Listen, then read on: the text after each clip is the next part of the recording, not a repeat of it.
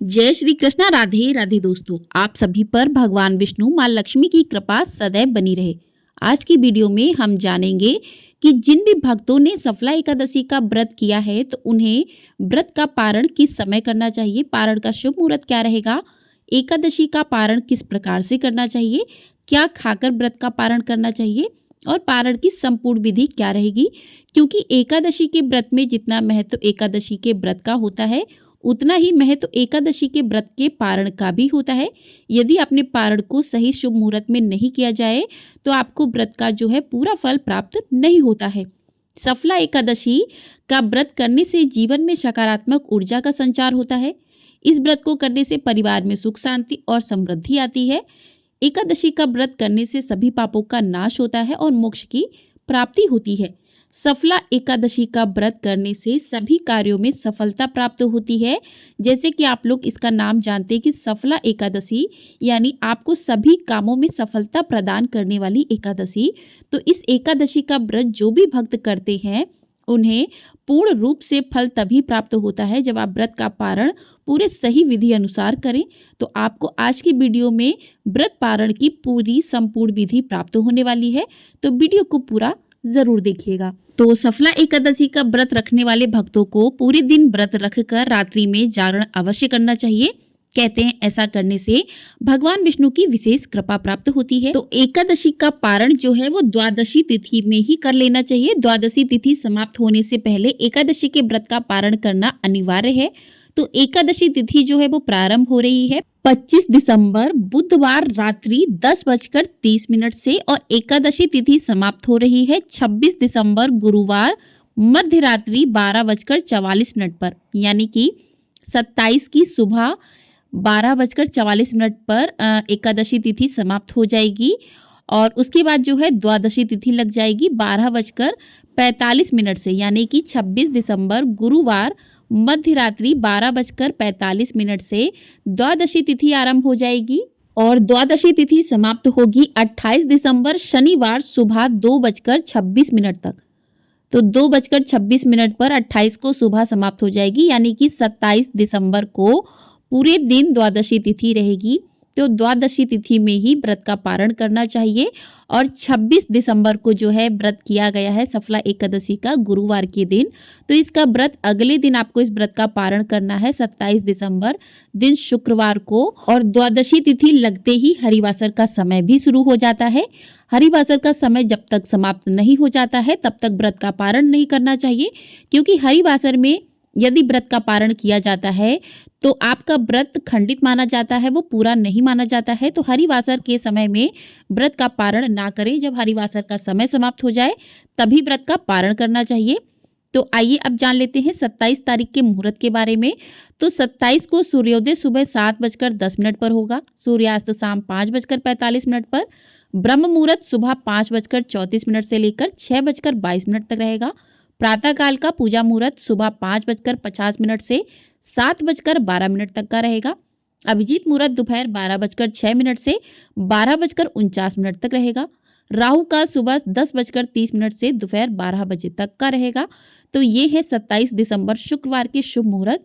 इन्हीं शुभ मुहूर्त में जो है आपको व्रत का पारण करना है, भगवान विष्णु की पूजा करनी है। व्रत पारण की संपूर्ण विधि भी आपको आगे मिलेगी, तो आप लोग उस विधि को भी जरूर जानिएगा। तो अब बात जानते हैं कि हरिवासर का समय जो है वो कब समाप्त होगा, क्योंकि हरिवासर का समय द्वादशी तिथि लगते ही शुरू हो जाता है। तो हरिवासर का समय जो है 27 दिसंबर शुक्रवार सुबह 6:15 पर समाप्त हो जाएगा। तो सुबह 6:15 पर हरिवासर समाप्त हो जाएगा। उसके बाद ही सफला एकादशी के व्रत का आपको पारण करना है। तो पारण का शुभ मुहूर्त क्या रहेगा? तो पारण का शुभ मुहूर्त रहेगा 27 दिसंबर शुक्रवार को सुबह 7:10 से लेकर 9:50 तक।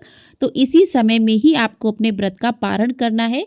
यही शुभ मुहूर्त है व्रत के पारण का, और इसी शुभ मुहूर्त में आपको अपने व्रत का पारण करना चाहिए। तो 6:15 के बाद हरिवासर का समय भी समाप्त हो जाएगा और आपके व्रत के पारण का शुभ समय जो है शुरू हो जाएगा। यदि किसी कारणवश कुछ भक्त जो है इस समय पर पारण नहीं कर पाते हैं तो आप जो है अपना पारण दोपहर के बाद कर सकते हैं। जो सूर्य अस्त हो उससे पहले आप अपने व्रत का पारण कर लें। तो इस ये रहे कुछ व्रत के पारण के शुभ मुहूर्त। अब बात करते हैं कि आपको व्रत का पारण किन चीज़ों को खाकर करना चाहिए, किस प्रकार से करना चाहिए। तो इस दिन जो है आप अगले दिन जिस दिन आपको व्रत का पारण करना है, तो इस दिन आपको सुबह जल्दी उठकर स्नान आदि कर लें, स्वच्छ वस्त्र धारण कर लें। उसके बाद सबसे पहले माता तुलसी को जल अर्पित करें, क्योंकि एकादशी के दिन तुलसी माता को जल अर्पित नहीं किया जाता है और द्वादशी के दिन तुलसी का पूजन अवश्य करना चाहिए।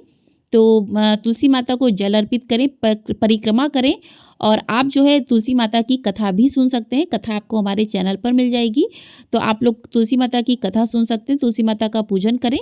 उसके बाद जो भी आपने एकादशी के व्रत की भगवान विष्णु का पूजन किया था, जो भी चौकी आपने लगाई थी, वहाँ पर आपको साफ सफाई करनी। जो भी फूल आपने कल अर्पित किए थे वो सारे हटाने हैं। अच्छे से साफ सफाई करके भाव स्वरूप आपको स्नान करवाना है। यदि आपने पीतल की मूर्ति स्थापित की है तो उसको स्नान करवाएं और स्नान करवाने के बाद फिर से आप जो है पुष्प अर्पित करें, धूप दीप नैवेद्य अर्पित करें और जो भी आपने भोग प्रसाद मीठा नमकीन जो भी आपने बनाया है अपने घर में भगवान विष्णु को अर्पित करें और भगवान माता लक्ष्मी को अर्पित करें। सभी जो है खाने पीने की सभी वस्तुएं जो भी आपने भोग प्रसाद बनाया है वो भगवान विष्णु को अर्पित करें, दीपक जलाएं, फूल माला अर्पित करें और आप जो है इस दिन द्वादशी पारण कथा भी सुन सकते हैं। तो पारण कथा को आप सुन लें और इस प्रकार से जो है आप पूरा पूजन करने के बाद आरती करें और आरती के बाद आप एक मंत्र है उसको अवश्य कहें। आवानम ना जानामि विसर्जनम पूजाम चैव ना जानामि क्षमस्व परमेश्वरम मंत्रहीनम क्रियाहीनम भक्तिहीनम जनार्दम यत् पूजितम मया देव परिपूर्ण ततस्तु में। इस मंत्र का आप 7 बार जाप कर सकते हैं। जो भी आपसे पूजा में गलतियां हुई हैं, व्रत में आपसे जो भी गलतियां हुई हैं, उसके लिए क्षमा प्रार्थना के लिए इस मंत्र को आप अवश्य बोलें। तो इस प्रकार से आपका पूजन हो जाए। उसके बाद ब्राह्मणों को दान करना आवश्यक है। तो इस व्रत में ब्राह्मणों को दान करने के बाद ही व्रत का पारण करना चाहिए। तो आप ब्राह्मणों को दान कर सकते हैं, ब्राह्मणों को बुलाकर घर पर भोजन करा सकते हैं। यदि आपको ब्राह्मण नहीं मिलते हैं तो आप गरीबों को भी भोजन करा सकते हैं, गरीबों को आप दान कर सकते हैं। तो दान का विशेष महत्व माना गया है एकादशी के व्रत में। तो आप दान जो है अवश्य करें और यदि आपको ब्राह्मण आसपास नहीं मिलते हैं तो आप निकाल कर जो भी दान की वस्तुएं हैं वो निकाल कर छू कर रख दें और बाद में आप जो है जाकर दे सकते हैं। उसके बाद व्रत का पारण करें। तो अब बात करते हैं व्रत का पारण आपको क्या खाकर करना चाहिए। तो आप जो है जो भी आपने भगवान विष्णु को प्रसाद अर्पित किया है और जो भी आप इस दिन जो भगवान विष्णु को जो भी प्रसाद अर्पित करते हैं उसमें तुलसी दल अवश्य अर्पित करें, क्योंकि बिना तुलसी के भगवान विष्णु जो है अपना भोग ग्रहण नहीं करते हैं। तो तुलसी दल अवश्य उसमें सारे भोग प्रसाद में रखें आप। और इस प्रकार से जो है आप अपने व्रत का पारण तुलसी दल और जो भी आपने भगवान को भोग अर्पित किया है उसे ग्रहण करें, उसके बाद जल ग्रहण करें। इस प्रकार से कर सकते हैं। आप चाहें तो आंवला खाकर भी व्रत का पारण कर सकते हैं, क्योंकि आंवले में कहते हैं कि भगवान विष्णु का वास होता है, भगवान विष्णु को बेहद प्रिय होता है। तो आप आंवला खाकर भी व्रत का पारण कर सकते हैं। और इस दिन आपको जो भी भोजन ग्रहण करना है वो सात्विक होना चाहिए। एकादशी के व्रत में चावल का प्रयोग नहीं करना चाहिए, चावल नहीं खाने चाहिए, लेकिन द्वादशी के दिन पारण के समय आपको चावल जो है अवश्य ही खाने चाहिए, क्योंकि कहते हैं कि एकादशी के दिन जो लोग चावल खाते हैं वो अगले जन्म में रेंगने वाले कीड़े के समान होते हैं।